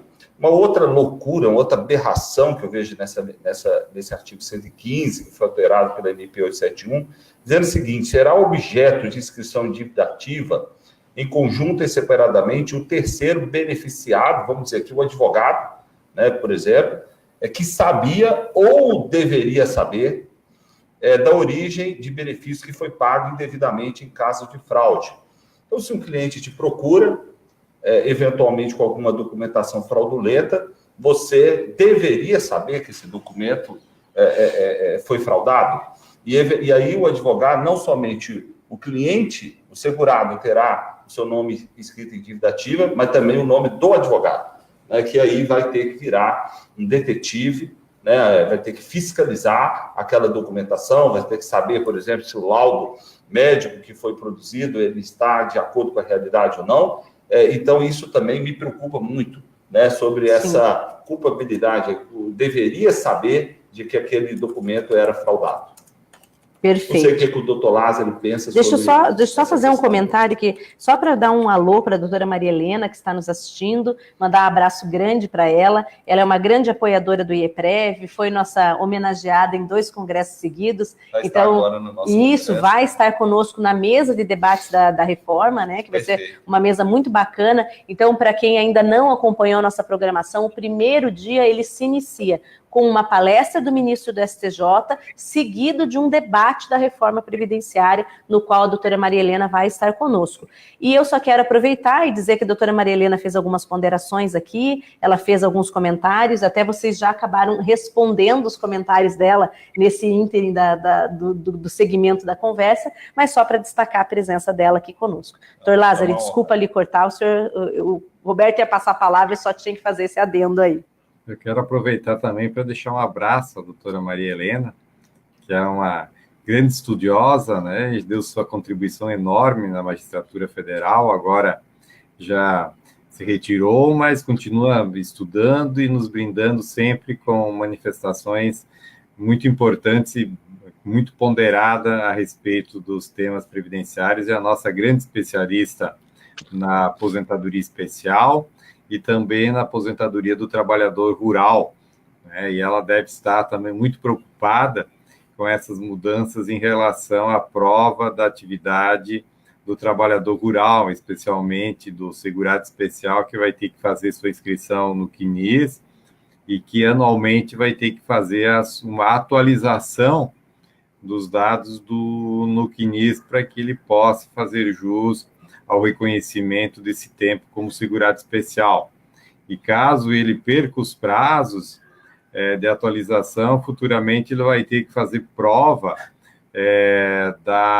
do recolhimento ou da retenção da contribuição sobre a comercialização da produção, sob pena do não reconhecimento do tempo rural. Isso também me parece que prejudica muito mais ao trabalhador rural, segurado especial das regiões norte e nordeste, é muito mais gravoso do que propriamente dito na região sul. Mas essas regiões onde a informalidade é mais frequente, onde nós temos uma situação de precariedade maior e que o benefício rural ele tem uma função social enorme, vai gerar, com certeza, um problema muito sério, porque a maioria desses trabalhadores nessas regiões mais afastadas não possuem sequer alfabetização, não vão entender nem o que é um CNIS, raramente vão conseguir fazer a sua inscrição e a sua regularização. Os sindicatos estão sendo enfraquecidos fortemente no Brasil, isso também dificulta a própria assistência que vai ser dada a esses trabalhadores para a realização desse trabalho, levar esse conhecimento a esses trabalhadores. Então, nós precisamos, se medidas dessa natureza forem implementadas, um trabalho de conscientização dessa população mais carente, desse trabalho para que tenha uma assistência social mais forte para permitir e proporcionar isso. Então, doutora Maria Helena, peço que faça também esse trabalho em relação aos trabalhadores rurais, que são uma classe bastante, vamos dizer assim, atingida por essa medida provisória. Eu só queria também ressaltar que esse é o momento, como o doutor Roberto colocou, de emendas a essa medida provisória no Congresso Nacional, do trabalho com os parlamentares, porque ela precisa passar por um aperfeiçoamento. Como toda norma, quando ela é enviada, um projeto de lei ou medida provisória ao Congresso Nacional, a partir da colaboração do Poder Legislativo, se vai buscar aquilo que é possível, aquilo que é melhor para o nosso país. Mas é importante que sejam levadas propostas concretas e que sejam mostradas eventual inconsistências desse texto, naquilo que ele não é viável, vamos dizer assim, juridicamente, quando comparado com a Constituição, mas também naquilo que não é viável no seu aspecto prático, na questão do dia a dia da população, porque muitas normas, elas são feitas, muitas vezes, nós costumamos chamar assim de burocratas, né, que são pessoas que têm a melhor das intenções, procuram redigir um texto, às vezes, tecnicamente apropriado, mas a realidade social, ela às vezes passa distante das pessoas que o elaboram. Então, às vezes, a sensibilidade dessas pessoas que estão redigindo normas não estão atentas àquilo que é o dia a dia do trabalhador no Brasil. Então, isso também é importante, e o Legislativo tem esse papel, porque representa o povo brasileiro, representa a sociedade, vem representantes de todas as regiões, que conhecem as situações do campo, e pode, então, aperfeiçoar esse texto. É isso que nós esperamos. Então, nesse momento, eu acho que o mais importante é isso. Assim como, quando apresentada a proposta de PEC da Previdência, ela tem que passar por um amplo debate. E com um amplo debate, com a participação da sociedade, de todos os envolvidos, nós vamos construir um texto apropriado para o Brasil. Não é que não se queira fazer mudanças, não se queira fazer reformas da Previdência. A reforma da Previdência, as reformas são necessárias, são precisas de tempos em tempos. Só que as mudanças, elas não podem ser de uma maneira muito radical. Quando a mudança ela é muito radical, ela gera vamos dizer assim, uma quebra de paradigmas, e ela atinge de uma maneira muito forte, normalmente, as pessoas mais fragilizadas, as pessoas que mais necessitam e que não têm condições de comprovar os seus direitos. Então, nós temos que fazer mudanças necessárias, mas elas têm que ser gradativas. E esse é o papel do Legislativo, enquanto num Congresso agora que a gente tem bastante renovado, e que pode, então, aprimorar esses projetos todos, né? Então, através do IEPREV, o doutor Roberto tem também essa missão, né, de levar a contribuição, como já levou nessas 16 propostas de emenda, né? Perfeito. Realmente não vai ser fácil, né? É um trabalho de corpo a corpo, nós temos que estar lá no Congresso Nacional, temos que contar com a colaboração também da sociedade, dos sindicatos, da sociedade civil organizada, porque se os deputados também não sofrerem essa pressão, certamente essa medida provisória vai ser alterada, vai ser aprovada da forma como ela foi apresentada pelo governo federal. Nós temos, inclusive, uma PEC, uma proposta de emenda constitucional, que eu ajudei a fazer a exposição de motivos, que é a vedação de edição de medida provisória em matéria previdenciária. Não há motivo, não há urgência para que se altere substancialmente, por exemplo, aqui uma questão, exigir prova documental para comprovar a união estável. Qual que é a urgência disso, né, de fazer isso por medida provisória? Quer dizer, algo totalmente inapropriado, e nós temos, infelizmente, uma omissão também, aqui eu quero fazer uma crítica também ao Supremo Tribunal Federal, que não tem feito análise da condição de admissibilidade dessas medidas provisórias quanto ao seu critério de urgência e relevância. Então, isso fica a critério do Poder Executivo, que tem um poder muito grande, até acima do antigo decreto-lei na ditadura militar, e nós temos um prazo muito exíguo para que apresentemos essas emendas, conseguimos apresentar emendas, vários outros segmentos da sociedade apresentaram, agora nós temos que trabalhar para que essas emendas sejam aprovadas. Com certeza. Bem, meninos, a gente já está num avançado da hora, já são 10h30. Eu quero aproveitar para pedir para vocês fazerem algumas conclusões finais, mas vocês não vão fugir do meu jogo rápido, né? Porque agora no programa 2019 a gente incluiu no finalzinho umas perguntinhas assim bem específicas para os nossos entrevistados. Então eu não vou fazer aquela pergunta completa, hoje é um programa especial, então não vou fazer isso com vocês, mas eu vou pedir para que os dois se manifestem sobre o seguinte: não é a primeira reforma, não é a primeira legislação alterada que vocês dois enfrentam, vocês já têm aí uma estrada no direito previdenciário, então eu vou passar a primeira palavra para o doutor Lázaro e depois para você, e eu vejo um desânimo completo. Do mesmo modo que houve com a reforma trabalhista, que teve aí um desânimo na classe trabalhista, eu vejo agora um desânimo que vem assolando o direito previdenciário. Então, nos grupos do WhatsApp, nas salas de aula, as pessoas falam: acabou o direito previdenciário, o povo está perdido, o povo está acabado. Eu não estou dizendo que não é grave, eu tenho certeza que é. Mas a gente tem que ter sempre aquela esperança, e a gente não é o primeiro. Então, quem já está mais tempo no direito previdenciário, é o motivo que eu quero que vocês falem, e principalmente o doutor Lázaro, que julga os processos, não é a primeira vez que ele enfrenta uma norma que não seja aqui o melhor que a gente tem para o sistema de proteção do direito social. Queria que vocês, então, dessem um conselho para aquelas pessoas que estão começando agora, ou que já estão um bom tempo nessa área, mas que se encontram desmotivadas. Doutor Lázaro, passa a palavra para o senhor. Muito obrigado, uma ponderação muito importante. Eu ingressei na magistratura em 1996, certo? Na época, nós tínhamos ainda um volume de ações que representavam ainda os planos econômicos, os índices de revisão na época, porque a inflação era alta, que os expurgos inflacionários. E, na época, se comentava no sentido de que, julgados esses planos econômicos, isso estaria sedimentado, a demanda previdenciária iria reduzir, os processos seriam poucos daí para frente.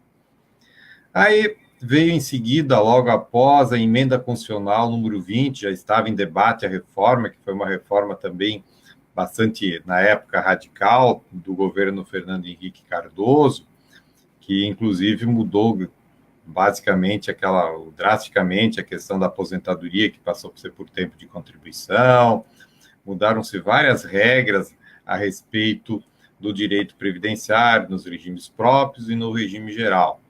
E aí se estabelecia também essa questão, mas o direito previdenciário agora vai reduzir, os benefícios vão ficar em menor quantitativo e assim por diante. E aí depois nós tivemos a emenda 41, a emenda 47, a série de medidas provisórias que ocorreram em diversos governos.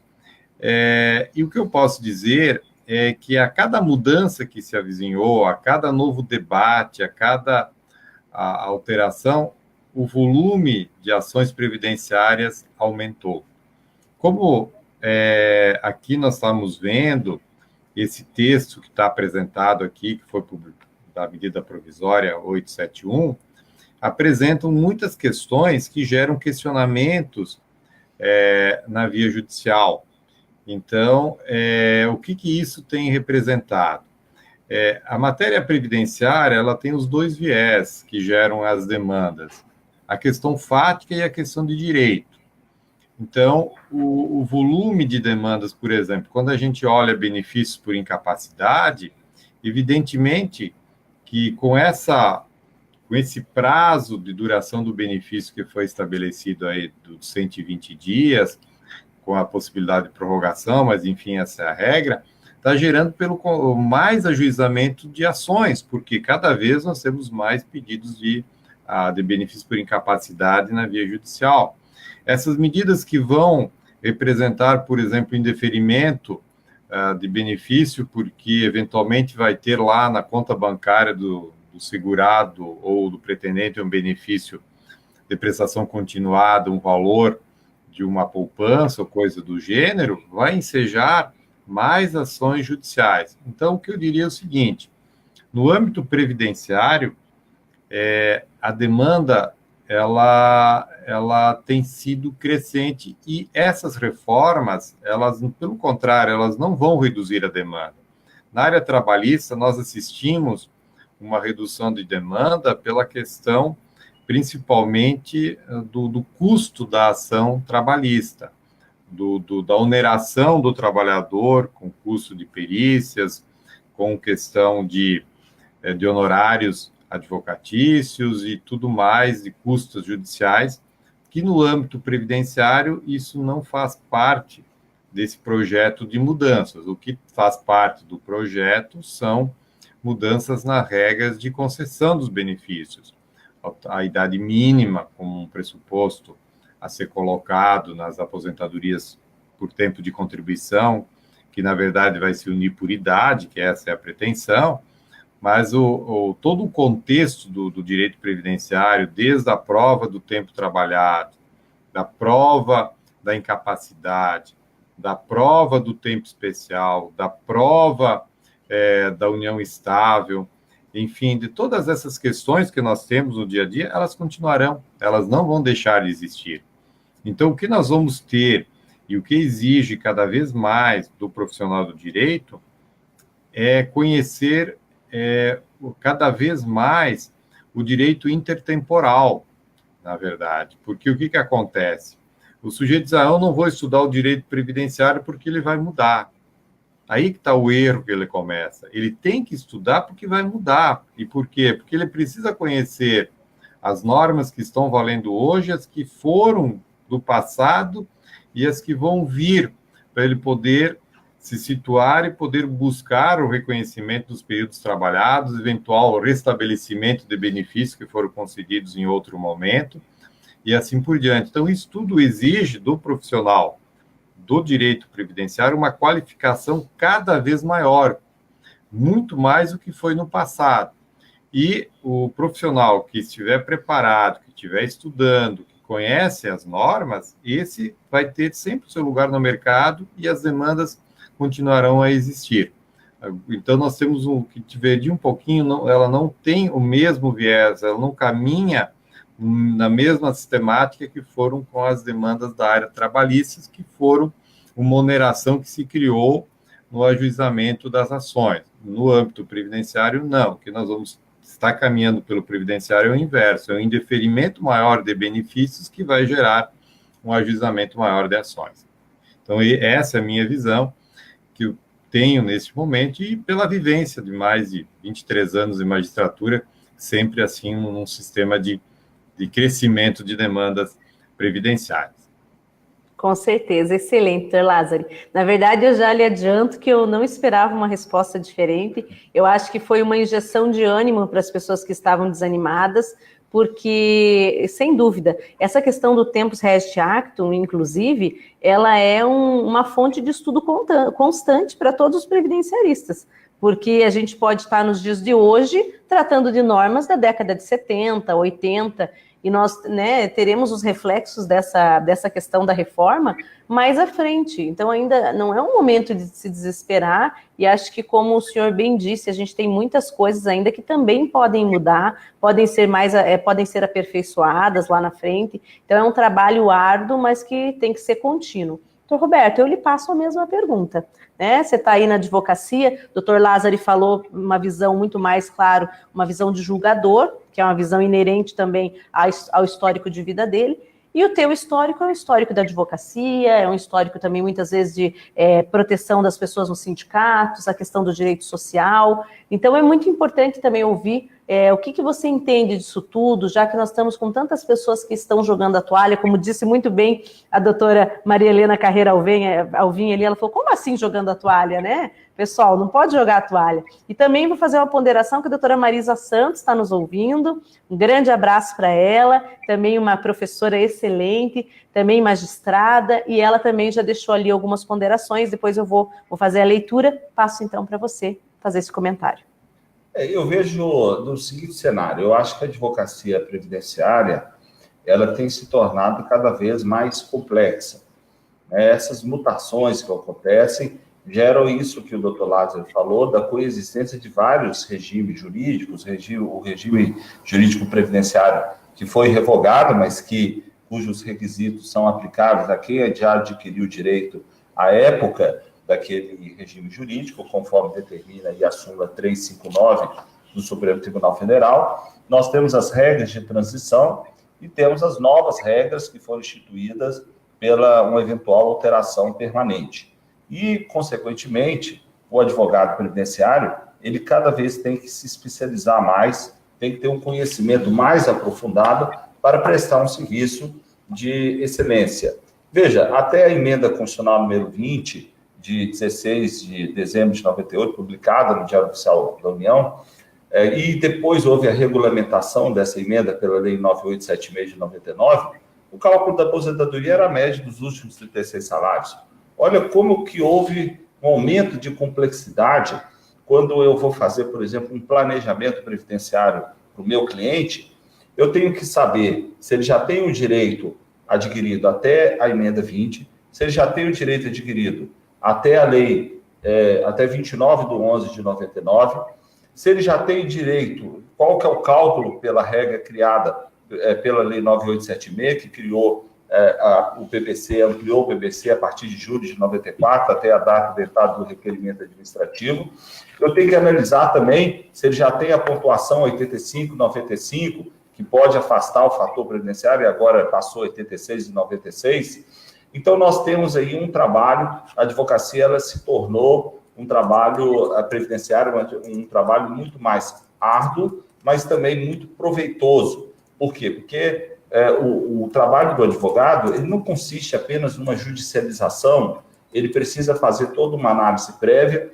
Nós temos um crescimento muito grande na advocacia na via administrativa, a importância que tem alcançado a via administrativa muito grande, porque um processo, quando ele é judicializado, uma ação judicializada, mas se houve uma instrução probatória adequada na via administrativa, a sua probabilidade de êxito é muito maior. Nós temos também, os advogados estão conhecendo o universo também do Conselho de Recurso da Previdência Social, com possibilidades que, inclusive, o Judiciário não reconhece, mas que nós temos conseguido na via administrativa.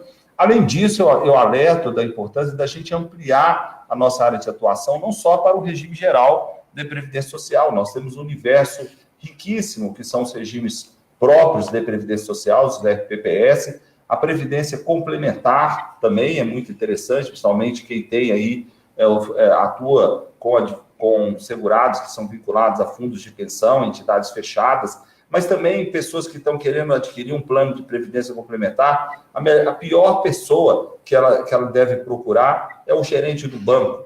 O ideal é que seja um advogado, assessorado às vezes por um economista, que possa dar essa orientação para aquele participante de um plano de previdência complementar aberto. E sem contar com a questão da advocacia empresarial, o custeio, que é muito importante. Quer dizer, hoje você não pode mais, na minha opinião, o advogado previdenciarista, atuar só em regime geral da Previdência Social. Até porque quando o cliente te procura, eu vou dar um exemplo de um médico que me procurou recentemente, ele não queria uma resposta só com relação à aposentadoria no RGPS. Ele também trabalhava para uma medicina legal, ou seja, para a Polícia Civil. Eu tive que estudar a legislação da Polícia Civil. Ele queria um planejamento também com relação à eventual pensão que ele poderia gerar, se poderia haver acumulação de pensão. Enfim, nós temos que ampliar a nossa área de atuação e nos reinventar constantemente. Daí a importância da constante atualização, participação em congressos, fazer novas pós-graduações. O profissional, principalmente que atua no direito previdenciário, se ele não tiver essa preocupação, ele em poucos anos ele estará afastado do mercado de trabalho, porque essas mudanças vai tornando a legislação cada vez mais complexa e vai exigindo um profissional cada vez mais capacitado. Mas eu tenho percebido, com as reformas previdenciárias que ocorreram, cada vez mais o aumento do volume de trabalho, graças a Deus, pelo menos na minha advocacia previdenciária, porque eu tenho sempre essa preocupação de estar atualizado, de ampliar a minha área de atuação para outras áreas do direito previdenciário, e acho que com isso manter sempre o escritório vivo, crescendo, com novos clientes e sempre procurando trabalhar de forma ética, com dignidade, porque o direito previdenciário tem que ter esse viés social, que é muito importante, e isso tem que também estar na alma do previdenciarista. O previdenciarista ele tem que ser uma pessoa com um olhar diferenciado, ele tem que ser um profissional que tem que estar imbuído desse sentimento, desse princípio da solidariedade, da dignidade da pessoa humana. E isso vai, consequentemente, refletir na sua carteira de clientes. Excelente, Roberto. Eu gosto muito quando você fala isso, e eu sempre tenho o hábito de falar isso para os alunos, né? Na época que eu advoguei, mais de 12 anos, antes de ir para os conselhos administrativos, e eu gosto muito de dizer isso. Eu digo sempre assim, o direito previdenciário, ele exige mais da gente, mais do que a advocacia no sentido de profissão. Ele exige da gente o ministério, porque você vai cuidar dessas pessoas nos momentos mais difíceis da vida dela. Claro, a gente está falando de risco social, mas, além de tudo, ou essa pessoa ela chega no teu escritório, ela chega doente, ou ela chega com uma idade avançada. O grande público que a gente tem é esse. É claro que é bacana fazer um planejamento, é claro que é bacana você fazer uma progressão de cálculo para a pessoa, mas não é a nossa maioria da nossa clientela. A maioria da nossa clientela vai ser aquela pessoa que está precisando eminentemente de alguma proteção social. E se a pessoa não tiver esse viés, ela não tiver essa consciência, o futuro e também o sucesso do escritório, ele vai ser diferente. Porque o sucesso, ele depende de você agarrar essa causa com corpo, alma e coração. Eu sempre digo, a advocacia previdenciária, ela exige da gente corpo, alma e coração. Porque não é fácil. Eu sempre brinco, é a gente que chora com o cliente na escadaria, né? É a gente que vai chorar, é a gente que vai sofrer, e às vezes a gente não quer levar isso para casa, mas é normal levar. Muitos alunos me perguntam, professora, eu sofro com a causa. E eu sempre falo, olha, se o sofrimento ele não te causar aquela questão passional de se perder no momento da argumentação, ele é bom. Porque ele vai despertar em você aquela vontade de estudar mais, de entender mais, de se aperfeiçoar. Né? Como eu digo assim, o amor pelo cliente, ele só não pode tirar o foco e fazer com que você se perca, né, doutor Lázari, nas petições, e aí passe uma agressividade. Mas a partir do momento em que isso te traz aquela coisa visceral de estudar mais, de aplicar mais aquele estudo, isso é maravilhoso. Isso só vai levar a gente para frente. Bem, meninos, eu quero agradecer, né? Vocês foram maravilhosos. Eu quero agradecer esse público que esteve conosco até agora, um número enorme de pessoas que esteve com a gente. Eu quero agradecer em especial, deixa agora eu mandar um abraço aqui para o meu marido, né, para o Anderson. Eu estou aqui em Minas, ele está lá em Curitiba, ele fez comentários aqui, comentou a parte do sigilo médico, comentou questões jurídicas, que ele também já é especialista em perícia médica, agora está terminando especialização em direito em medicina do trabalho, então ele tem toda essa relação com o ambiente laboral, ele gosta também. Quero mandar um grande abraço para o meu esposo, mandar um grande abraço para todos os coordenadores do IEPREV, né? A doutora Helena, a doutor Jesus, a doutora Marli Marçal, a Alessandra Crescêncio, que eu vi aqui que estavam disponíveis, e para aqueles que eu, por acaso, não citei o nome, sintam-se abraçados também em nome da coordenação do IEPREV, porque estão sempre presentes aqui e participando conosco. Eu vou passar a palavra para vocês se despedirem. Então, primeiro o doutor Lázari para se despedir e depois você. Obrigado. Então, eu agradeço imensamente o convite para participar desse bate-papo. Agradeço a doutora Ana, doutor Roberto, foi muito proveitoso.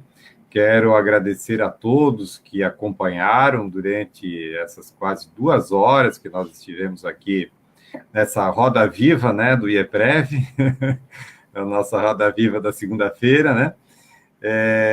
Um abraço também, vi que mencionasse também a doutora Marisa, lá de São Paulo, o Jesus, enfim, a todos os coordenadores, a todos os nossos alunos que sempre participam dos cursos, das pós, os que participam dos congressos, os que virão também para o congresso de maio, enfim, a todos que se interessaram e esperando que esse debate tenha sido útil para o dia a dia e para trazer aquilo que é mais importante, facilitar e proporcionar uma maior proteção social aos nossos trabalhadores, uma proteção justa, que a gente sempre busca, como foi bem frisado aqui, livre de fraudes, livre de má-fé, mas uma proteção que seja devida, que seja adequada e que seja possível de ser obtida, né? E é isso que a gente mais prega quando se faz crítica a uma legislação, uma crítica no sentido construtivo, no sentido de se buscar um texto legal que seja compatível com a realidade brasileira. Então, nós não estamos aqui, de forma alguma, querendo entender que isso deve ser desprezado, todas as normas, a gente sabe da boa intenção e do desejo do aperfeiçoamento da nossa previdência social e da seguridade como um todo. Como críticos, que eu acho que é importante ter esse papel, no sentido de que sempre que se busque algo, alguma alteração, alguma modificação, se procure sempre ter um diálogo com a sociedade, se procure ter, então, um olhar e uma atenção, principalmente para os mais desprotegidos, para que a gente possa, então, buscar no texto legal e também nas decisões que venham se obter no judiciário, sempre uma interpretação mais adequada e justa da legislação previdenciária, porque quem busca uma proteção, quem busca um auxílio-doença, uma aposentadoria por invalidez, uma aposentadoria, uma pensão, normalmente do regime geral é o seu mínimo existencial, e ele não pode ficar desprotegido justamente numa hora que mais precisa. Então, seria isso, um abraço a todos, uma boa noite e até uma próxima oportunidade. Obrigada, doutor Lázaro. E Roberto, suas palavras finais. Eu queria agradecer muito, primeiro, Ana, a primeira oportunidade que eu tenho de estar aqui contigo numa live, te agradecer muito o trabalho que você tem feito em prol do IEPREV. Não há dúvida que isso ajuda a disseminar, a democratizar o conhecimento, é lógico que nós temos um propósito também de viabilizar comercialmente o Instituto. Muitos têm recebido muitas pessoas dizendo, olha, o congresso do IEPREV está mais caro do que anteriormente foi realizado, mas não há dúvida que esse congresso tem uma dimensão muito maior, é um evento que vamos ter um custo muito elevado para ser viabilizado, então a preocupação nossa não é com lucro, a nossa preocupação é fazer um evento de alta qualidade científica e também do ponto de vista logístico. para que nós tenhamos essa oportunidade de atualização, essa oportunidade também do Congresso gerar uma produção científica, também não ficar interna corporis. Nós conseguimos produzir algumas moções que possam ser encaminhadas nesse momento tão importante. Então, o objetivo da organização científica é também que haja uma exteriorização de várias conclusões que nós vamos ter nesse congresso. Então, eu queria deixar esse convite a todos vocês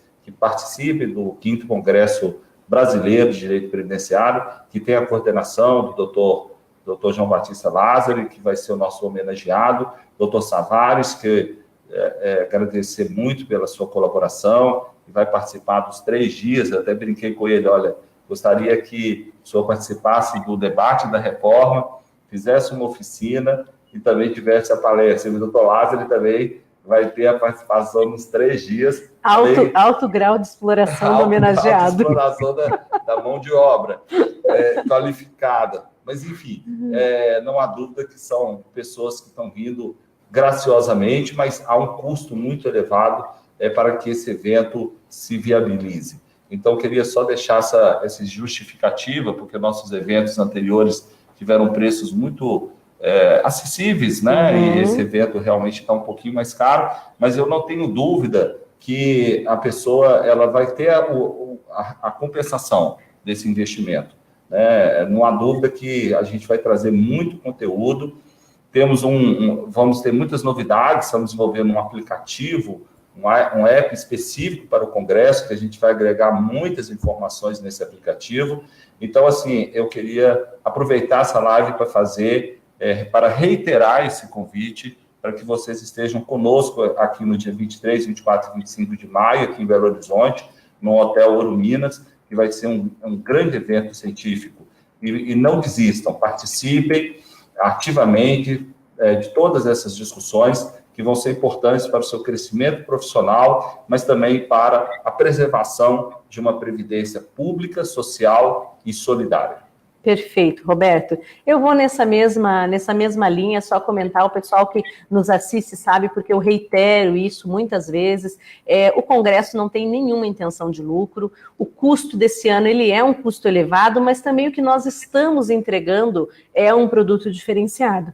Então é importante lembrar por quê? Porque nós temos uma qualidade EPREV que já como o Dr. Lázari muito bem falou no início da nossa live, a gente sempre traz, além da questão das aulas, a gente costuma trazer também para o nosso participante um ambiente que seja ideal para o network. Então a gente tem ali a questão de apresentações musicais, a gente faz com que o ambiente seja muito agradável. Por quê? Porque o estudo ele é aprofundado, ele é maçante, claro que porque nós precisamos unir em 3 dias os principais temas do direito previdenciário.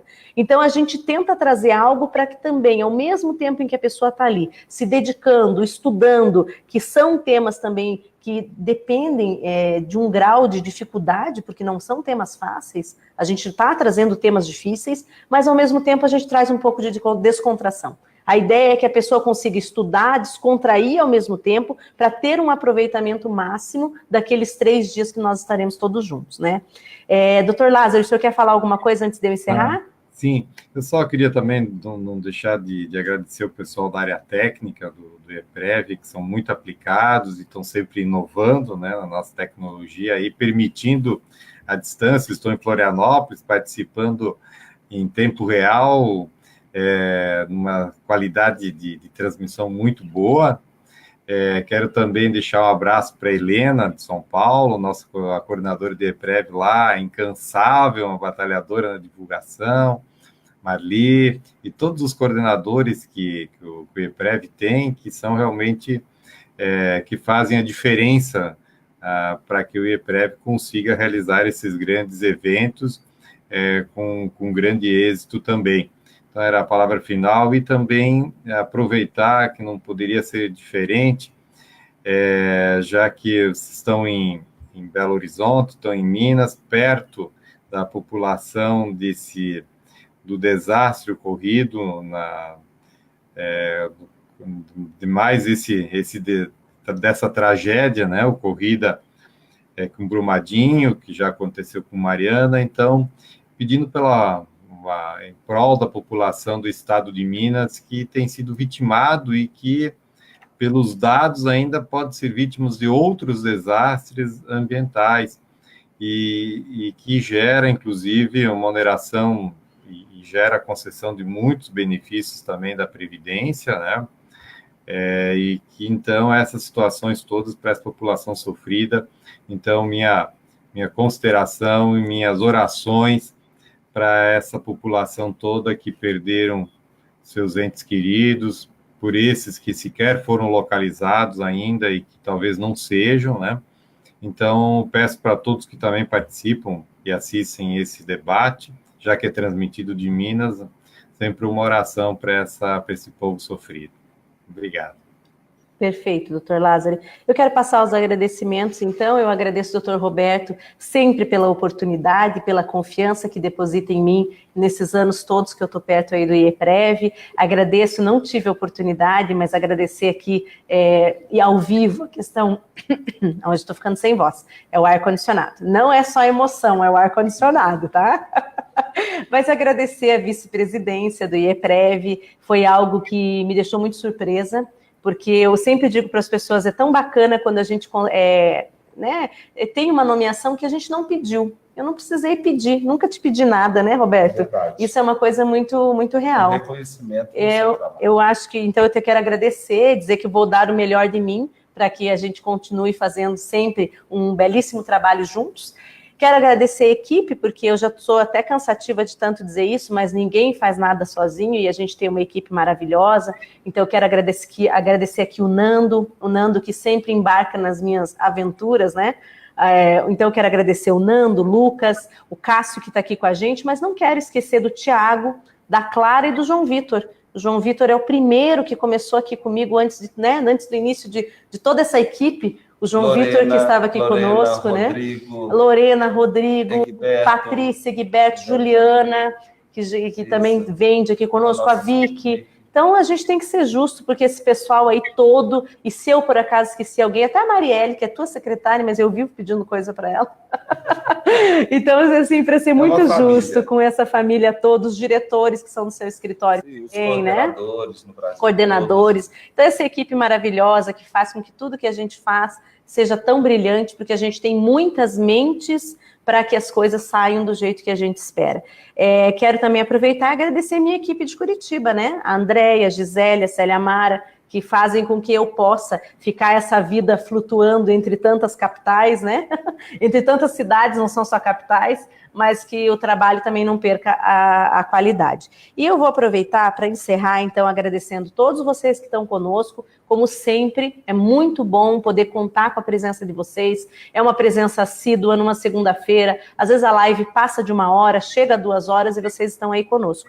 Vejam, mesmo no adiantado da hora, a gente tem mais de 50 pessoas online conosco. E eu quero encerrar, claro, as palavras do Dr. Lázaro reforçadas aqui. A gente teve desastres esse ano, que foram desastres de água no Rio de Janeiro, de fogo com a questão do Flamengo, desastres de terra com essa questão de Brumadinho. E nós não podemos deixar de hoje encerrar, quando a gente trata aqui de rede social, falando em informação, de falar do Boechat, né? Esse jornalista que vai deixar saudade, que encerra a participação dele nesse plano de um modo assim tão abrupto, e que com certeza é um dos inspiradores para todas as pessoas que gostam de comunicação. E eu, como sou uma pessoa que, além do direito, sou apaixonada por comunicação, não podia deixar de dizer que hoje a gente tem que fazer aí uma menção à pessoa dele, que com certeza trouxe para todos nós no país muitas informações e muitas ponderações, às vezes críticas, mas que fizeram com que nós pensássemos um pouco mais sobre a nossa existência, sobre a política, sobre a sociedade, sobre aquilo que nós vivemos. Então, agradeço a todos, boa noite para vocês, meus queridos, né? Essa live não teria sido maravilhosa se não fosse a presença do Dr. Lázaro e do Dr. Roberto, que sempre abrilhantam o nosso programa. Pessoal, um beijo grande, um abraço muito carinhoso,